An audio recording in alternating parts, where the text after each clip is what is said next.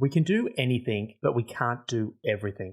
I'm only 28 days into this podcast series, and I feel like I've already used this quote in one of the previous episodes. But what David Allen is really alluding to here is that there is a vast amount of things that we could be spending our time doing, but it's just so vitally important to us to be very strategic in terms of planning the things that we actually spend our time doing. With the limited amount of time we have available to us, we want to ensure that every step we take is a meaningful step forward towards our ultimate goal. Hello there, Paul Heron here, and welcome to the From Zero to Marketing Hero podcast. This podcast series is all about documenting my journey from being a marketing novice to hopefully at the end of 12 months, someone who understands basic marketing principles and can attract my ideal client into my world on my own terms. My goal over the next 12 months is to record, create, upload and post a podcast every single day for the next year. And if that sounds interesting, hit that subscribe button and follow along this journey with me. So here I am. Day number 28, the end of week 4. And I think I've even surprised myself that I've managed to stick this out 28 days in a row. Week number 4 started with a big focus on starting conversations and using the existing systems that I have set up as the starting point to start a continuous improvement process.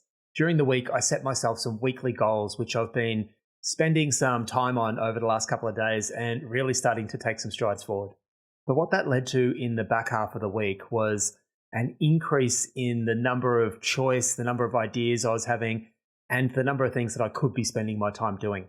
Yesterday, I documented 5 time management strategies that have been crucially important for me in terms of managing my workday and my day in general.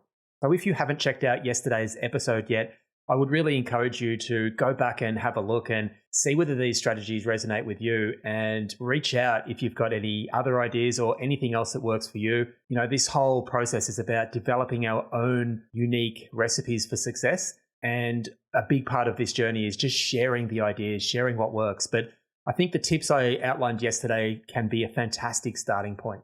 And today, I guess it's still on my mind, this idea of how we determine what we should be spending our time doing with so many options available to us. Today, I want to share a technique that has been really valuable in terms of prioritizing the things that I need to be doing. I've learned variations of this technique in a few different ways over the years, but the technique or the idea behind this technique is the 4 Ds. Now, the 4 Ds give us 4 alternate options that we can apply to any task or idea or anything that we think is worthy of considering for us to do. And I've actually got a special bonus D at the end. So make sure you stick around because this whole process really is something that can help you identify those crucial tasks that you need to be spending your time on today. The first D that I want to talk about today is to just do the thing the moment it gets your attention. This is always an option for us every time we get distracted by a new thought or a notification or someone makes a request to us to take an action on their behalf. And it is something that can either distract us and get in our way or can help us be more productive. Now, David Allen, in his book, Getting Things Done, he refers to a rule that he applies called the 2-minute rule, I believe. So if he's working through a workflow and an action comes up and the estimated time to complete that action is less than 2 minutes, he will do it there and then. And I personally think there is some merit to this. This thing has already got your attention. It's already something that you're focusing on in that moment. And there is some clear value in closing it off or completing the action and getting it done there and then. Now, if it's come to your attention in an unhealthy way, we could definitely have a look at the environment and the notifications and the distractions that we allow ourselves to come into our world. But this same process can be applied when deliberately working through our actions. For example, when we're working through our inbox on our email. As we work down the list, some emails will require a little bit more of our time and they can be prioritized or scheduled for another time. But if an email you come across will take 2 minutes to completely resolve and see it through to completion, this rule would state that you action that thing there and then. Now, I would recommend you have a think about what your own rule might be, but nonetheless, this first option of just doing the work as you become aware of it is the first D for us to consider. The second D is to delegate the task. Do you need to be doing this task yourself? Is it something that requires you to specifically be involved in completing this action? We only have a finite amount of time available to us, and it can be really challenging to get everything that we need to get done. So considering the things that we can outsource and have others complete on our behalf is an essential way of ensuring that we can manage everything that we need to get done. Now, in my circumstance, this is a brand new project for me, and I actually want to get my head around a lot of this stuff myself, at least initially. So I am tackling a lot of these actions myself personally, but I'm already eyeing off a time when I don't have to do a lot of the things that I'm currently doing. Things like editing videos and uploading posts and doing some of the administrative stuff that I am currently doing. I see a time in the future, some point, where I can delegate a lot of these tasks, and I'm already starting to have a think about how that might work. So the second D to consider is to ask whether you can delegate these tasks.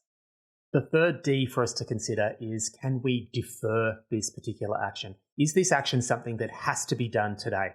And this is a critical element for us to consider. Very often when we feel overwhelmed, we feel that everything is urgent and we have to have it done today. So this step really is all about prioritization and trying to figure out how urgent it is that we get these particular actions completed. If it's not a must that we get this thing done today, if it's not a must that we get this action completed today, and if it's not a specific task that's going to directly help us move the needle forward to take us closer to our goals, then the best action that we can take is to defer the action to a time in the future where it feels most appropriate. Now, there are a couple of reasons why this is such a critical step in this decision-making process about deciding what needs to be done today. Whatever we choose to do today, we want to approach with as clear a mind as we can. We don't want to be overwhelmed with absolutely everything that needs to be done into the future. So we want to try and develop a system that we can rely on to record these things that we defer, to help us become aware of the action at the appropriate time. And we want to do this in a way that we don't actually have to think about this task again until that time, until we get a reminder that, today's the day that we need to do this thing. So there's various different ways this could be done. You could use your calendar. There are a lot of different apps and tools out there that can really help with allowing us to be able to make these deferrals. But ultimately, the key thing that we want to do is to be able to defer the action of a particular task in a way that we trust that we will have systems in place to remember at the appropriate time. And all in aid of us being able to approach today without having to think about these things, which allows us to be able to focus on the things that we do choose as being important today with a clear mind. And this is huge. I know for myself in the past, I have felt overwhelmed when it feels like everything is urgent. But if we can allocate specific time in the future, allow ourselves to remove those things from our immediate mind, it really can be powerful in terms of allowing us to really focus on the things that are most important today. So the third D for us to consider is defer. And really the question we're asking is it necessary for us to think about this thing today? That brings us to the fourth D to consider whenever we're assessing whether we should be spending time completing a particular action. And the fourth D is delete it. Do we have to do this thing at all? Is this thing that we're considering something that is in that 20% of actions that is going to move the needle forward? Or is it one of the 80% that doesn't really take us to where we need to be going? Is it something that we're using as a distraction to keep us from taking action on the things we really should be doing? If we're considering an action that is low priority and low importance in terms of directly moving the needle forwards, then I would really strongly encourage you guys to delete as much of this stuff as possible. The key outcome through this whole process is to be left only with the things that are critically important that we take action on today. And the more we can free up space to only be left with the most important critical tasks that are going to specifically and directly move that needle forward, the better place we're going to be in. So again, my advice is to delete anything that's not completely necessary. So there you have it, the 4 Ds that we can consider when assessing whether we should be completing a particular action. To either action it, do it, to get it done straight away, to defer it, particularly if it's a low priority task that must be done, defer it to somebody else or get help, outsource it, free up your time to focus on the really important things. Defer it to a point into the future using a system that you trust and rely on to ensure that you won't forget it at the appropriate time, and to delete anything that is not completely essential in terms of you making that progress that you want to make. Now, as I said, there's a special bonus D that has been hugely important and powerful in terms of me freeing up time for things that are really important, and that is to develop systems. Anything that you will ever need to do more than once, you really should be thinking about developing a system that you can use to record how that particular task is completed. Even if at the moment you are completing all these specific tasks yourself, like I am at the moment, I have found tremendous value in just starting to create basic dot points outlining how the particular task should be done. Once you start thinking about the various different steps in a system, you can continuously improve and optimize. And, we've spoken in quite a few of these episodes already about this continuous improvement methodology. And this is exactly what we're talking about. We're talking about, okay, this is the current system. This is what we're doing right now. How can we start to think about an alternate way of doing this that might provide us with an improved result? So it really is about testing these different systems against each other. The second benefit is that you might not be doing these tasks or might not be wanting to do these tasks yourself indefinitely.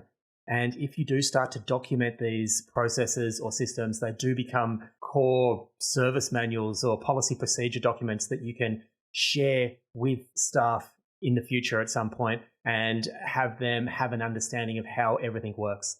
And it can save you an enormous amount of time at that future point in time when that happens. So I really encourage anyone listening to think about anything that you need to do more than once and consider developing a system around these particular tasks and events and actions that you are thinking about taking. So there we go. There's the 4Ds or 5Ds. Not sure what we should be calling it. You can let me know what you think. So I hope this helps. I might leave it here for today. Hopefully this makes sense. If you're listening to this and you would like more information, if there's any questions that have come up in terms of how to apply this or how it all works, or if there's anything else that you think you would need to know, please reach out and let me know. You can either contact me directly, start a conversation in the group. I would actually love that. That'd be fantastic to start having some of these conversations openly in the group so that we can all benefit. So head on over to my website, paulheronlifecoaching.com. There's a ton of information there. As I mentioned, you can join the group. There are links to subscribe to the podcast. You can also reach out and get in touch. If you think you'd make a perfect guest on the show, there's a form there. Please consider that if you think you've got value to add to the show and to this journey. And as always, I appreciate you guys coming along for this ride with me. So until tomorrow, bye for now.